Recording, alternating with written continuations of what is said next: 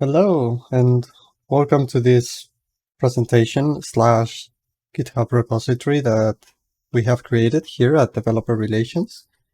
And this is just one of the many examples that tries to show you that you can use OCI and the new Gen AI service in a variety of scenarios with your own specific use case. So this was one of the use cases that I decided, and I wanted to show that content summarization actually has a lot of value for a company or for an individual that are trying to improve their social media content pipelines. If you want to generate automatically some content for your website, this is a good way to go.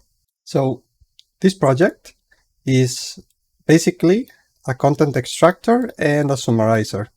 So the first thing that we're doing is that we are going to obtain the 25 trending projects from GitHub at any point in time. So we go to this github.com/trending website where you can see the most popular repositories every day. It's gonna extract their readme.md files as well as the URLs for each one of them. And it's going to summarize the README files so that we get an understanding of the repository wouldn't be as popular as it is, right? So we are almost assured that 99% of the README files that we are going to process here are actually good content. So just to give you an overview of the large language model that goes behind it, you can actually choose between Cohere models or actually using Llama 2. So the prompt is going to be something like, and you can modify this, of course, generate a teaser summary for this markdown file, share an interesting insight to captivate attention. The extractiveness is a parameter that allows us to specify how much do we want to reuse the input in the summary. So a summary with a high extractiveness usually leans toward using sentences as is, verbatim, while the summaries with a low extractiveness tend to paraphrase more. The format, you can either specify if you want it in brackets or as a paragraph. The length is going to be long, and the temperature is by default 0.3, which means that it's going to be 30% creative in this case. You could actually look for something more robust around temperature 0 or something extremely imaginative around temperature 1. So to run this repository, you just have to install the requirements. So just for you to see what's going on inside the requirements file, we're using Scrapey as a web crawler. Cite GitHub if you want to extract some additional information like the description of the repo and some other stuff. NLTK for tokenization of the summary. So there are some cases in which we can exceed the length of the input on the data that we actually want to summarize for our large language model. So there are some ways that you can use NLTK to tokenize your, or actually count the number of tokens in your string so that you don't surpass the limit. And of course you will need OCI, the Python SDK in this case, because we're using the standard development kit for Python. You need to have OCI installed and pre-configured with a configuration file, as it says here. So you need the OCI SDK. Remember to install this, and then you will have to create a configuration file with this data, but by replacing your user OCID, your key fingerprint, you have to upload an OCI key into OCI to run it. So if you want to run this and you don't care about the code and you actually want to see the implementation, you can just run everything by, first of all, creating a config.yaml file, which is going to hold sensitive information in your project. So you don't have to upload it to the GitHub repository. It stays local. Then make sure that you have your OCI config, as we have said. And then you just have to run this shell script, which we will go over now. So the shell script is going to create a conda environment with Python 3.10, activate it, install the requirements, and just start running the web crawlers with Scrapey to extract the data. And then we just have to call the main to run, generate all the summaries and the output files. So just to go quickly over what's actually going on in the code, just so you see that it is nothing crazy. You have this trending spider, which, as we said, is going to go into github.com/trending.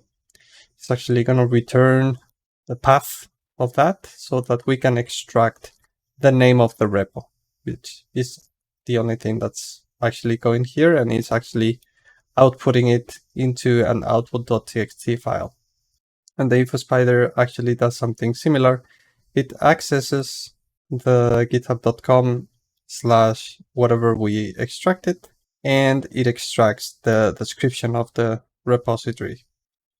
And finally, we just have to go into main, and you will see that here what we are doing is just abstracting the Python scripts part. So Scrapy cannot be run inside a Python script, so we just have to run it before. That's why we created the shell script to run everything.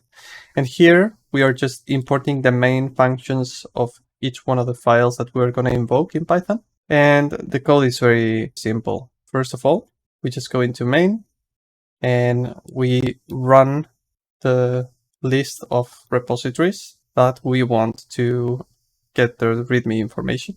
So we just pre-process the string files for each one of them. We pass them to the model, and the summarizer actually does everything. So this is the large language model part. Only thing we're doing is importing OCI, importing our sensitive information through the config.yaml file. We are calling the inference service endpoint for GenAI. You have all the documentation in the README. We are creating a generative AI inference client so that we can call this endpoint with the proper authentication present in our config file. We are giving it some parameters, like we want a summarization model, not a generation model, not an embedding model, but a summarization model. We are giving our compartment ID to identify ourselves and against which compartment this endpoint call is going to be made. We select the cohere command summarization model.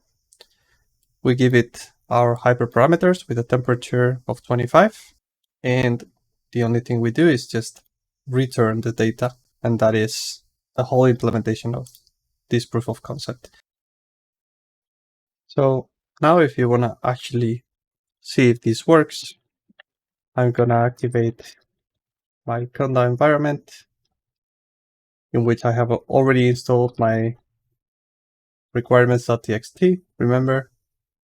So first of all, I'm going to run the trending spider. And this actually gets all the information. Then as you can see, we can go and look at the outputs.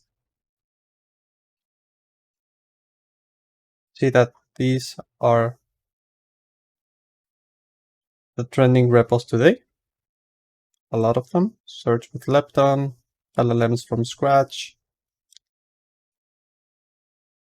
So the next thing I do is to run the info spider. It will extract for each one of the trending repositories some information like the description. And then the last thing I have to do is just to run this main file to process the README files as well and run the summarizer on top of each one of the repos. So we will get 25 outputs for each one of the summaries of the README files. And this actually takes a little while because it has to go through all of them. And you see here that this is a whole README file, but in case that there are some maximum limit of tokens, then here is when the processing of the tokens is done, right before summarization.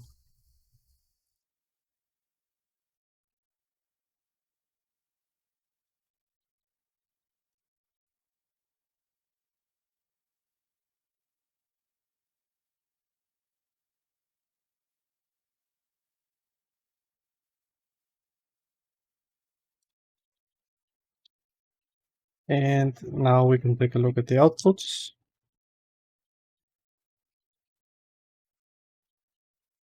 So you see here that we have one output file for each one of the repositories. Search with Lepton is a tool that allows users to create conversational search engine. And you actually, let's see another one, output 3, for example. This is a little bigger, right? Data Engineering Zoom Camp is a self-paced online course offered by Data Talks Club, covering various topics in data engineering. So we see that it actually makes a lot of sense what's actually being written. The summarization is done correctly. And one of the good things is that actually you don't need a GPU or anything to run this locally. You can just make an HTTP request as a lot of developers and actually get this result in no time. We did 25 summarizations in about 3 or 4 minutes. So I hope you enjoyed this little use case that shows you how you can integrate generative AI into your content pipelines. You can actually reuse this in whichever form.